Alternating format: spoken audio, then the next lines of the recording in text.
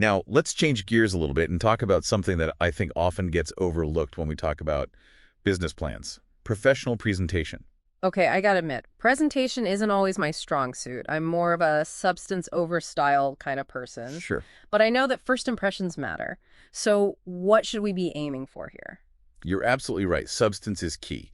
But you got to package it in a way that's clear, professional, and easy to understand. Lenders are reviewing a ton of these plans. You want yours to stand out for the right reasons. Okay, so no Comic Sans font or exploding clip art. Got it. Exactly. But seriously, what are some specific design and formatting tips that can make a business plan look sharp? Well, let's start with the basics, right? Choose a clean, professional font like Arial or Times New Roman, Calibri. Stick to a standard font size like 11 or 12 point. Use consistent spacing throughout. Margins matter too, Mhm. 1 inch on all sides. These little things help create that visual appeal. Okay, yeah, that makes sense. Easy enough to implement. What about the overall structure of the document? How do we make sure it's easy to navigate? Structure is key. Use clear headings and subheadings to break up your content. Make it logical. Think of it like a news article. You want to draw them in with a strong headline, then break down the information into digestible chunks. Right, because nobody wants to wade through a wall of text, especially when they're evaluating something as important as a loan application. What about visuals? Can we use those to, like, spice things up a bit? Absolutely. Visuals can be super effective, especially when you're dealing with complex data or processes. Hmm. Think charts, graphs, tables, even diagrams, timelines. But every visual should serve a purpose. So no random stock photos of people high-fiving just for decoration. Huh, exactly. Each one should enhance the information, make it easier for the reader to understand, and keep them clean and professional. No pixelated images or anything like that. Okay, so we've got our professionally formatted document, clear headings, nice, concise text, and some strategic visuals. What about the actual writing style? Does that matter as much as the content itself? It really does. Your writing style should be professional, but also accessible. You want to avoid jargon, overly technical language that might confuse the reader. You're trying to communicate your vision, not show off your vocabulary. Right, because I imagine lenders are more interested in understanding my business than being impressed by my knowledge of, obscure financial terms. Exactly. Use strong, active language. Keep your sentences short and to the point. Focus on really conveying your message in a clear and engaging way. So it's kind of like writing a good novel. You want to draw them in, make them keep turning the pages, even if the subject matter is a little complex. I love that analogy. And don't forget about the tone, too. Project confidence, enthusiasm, but avoid sounding arrogant or making claims that are, over the top. Right. They want to see like realistic optimism, not blind faith. Like I have a grounded understanding even if we are super excited. Exactly. Now, before we move on, we have to address one of the most crucial but often overlooked aspects of presentation, proofreading. Ugh, proofreading, the bane of my existence. But I know it's important. How do we make sure our plans are like squeaky clean, totally error-free? First of all, don't rely on spell check. Those typos can sneak through. Read carefully multiple times. Ideally, get someone else to proofread too.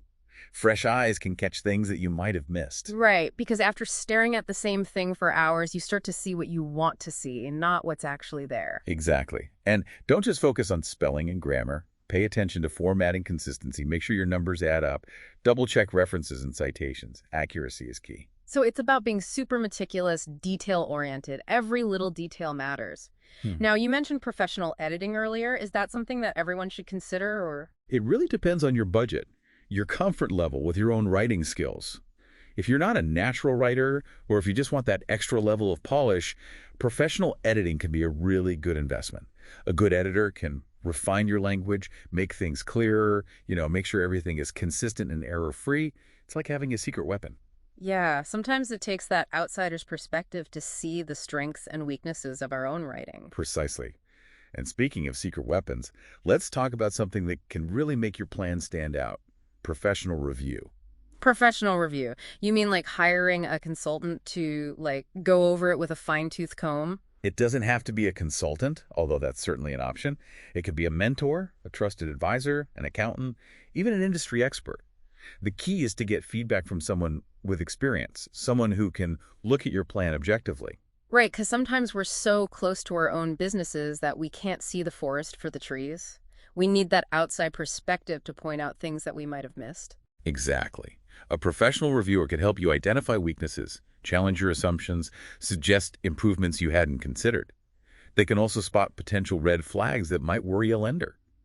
It's like having a dress rehearsal before the big performance. I love that analogy. Make sure everything's perfect before you go live.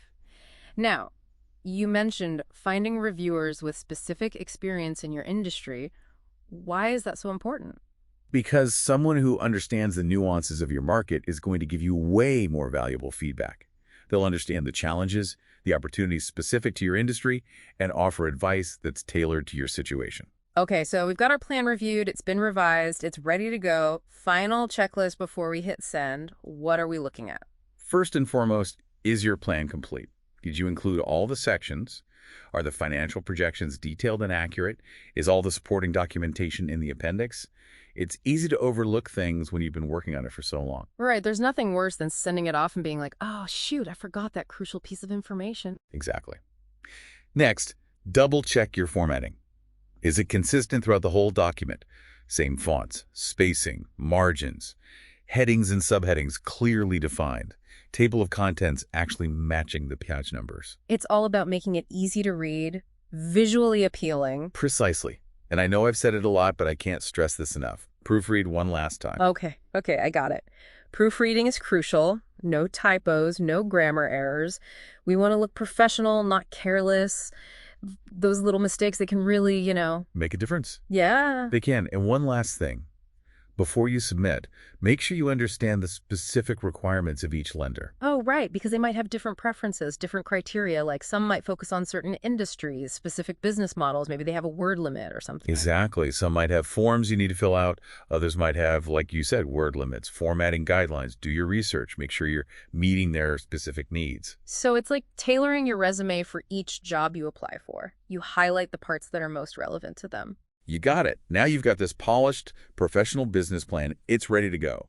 But there's one more thing that can really make a difference. A cover letter.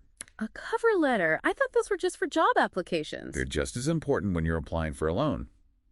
Think of it as your introduction, your chance to highlight the key strengths of your plan and make that first impression really count. Okay, so like a mini executive summary that really captures the essence of, our business and why we're a good investment. What should we be including in this all-important cover letter? Keep it short, to the point, no more than one page. Start by introducing yourself, your business, briefly explain what you're seeking funding for. Right. Get right to it. What's next? Then highlight the key strengths of your plan. Focus on the stuff that lenders really care about, your market position, your team's experience, your product or service, those financial projections.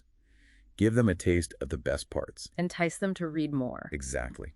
And just like with your resume, you want to tailor that cover letter to each specific lender. Right, yeah. Generic cover letters, they just don't have that impact. No.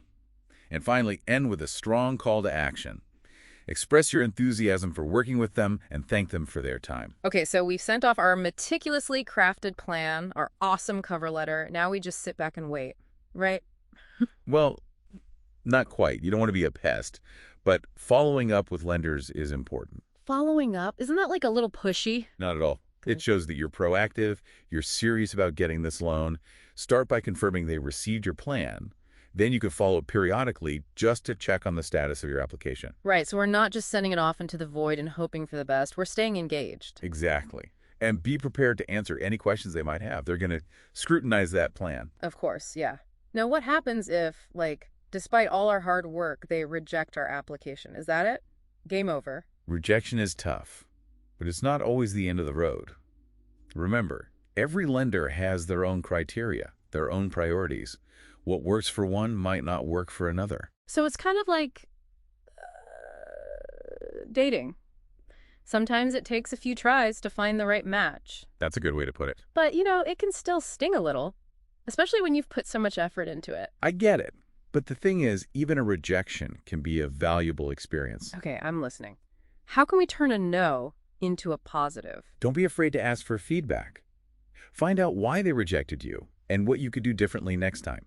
Maybe it's something simple, like clarifying a certain section, providing more financial details, or maybe it's more fundamental, like your business model or your target market. So it's not about taking it personally, but seeing it as an opportunity to learn and grow. Exactly. It can be a chance to step back, really look at your business, and maybe even see some areas for improvement you didn't notice before. It's like getting free consulting. That's a great way to look at it.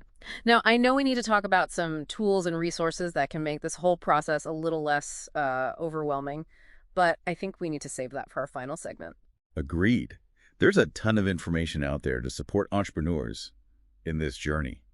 We'll dig into all that next time. Stay tuned, folks, because next time we're sharing some game-changing tips and tricks that can really help you navigate the world of business plan creation with a lot more confidence and ease.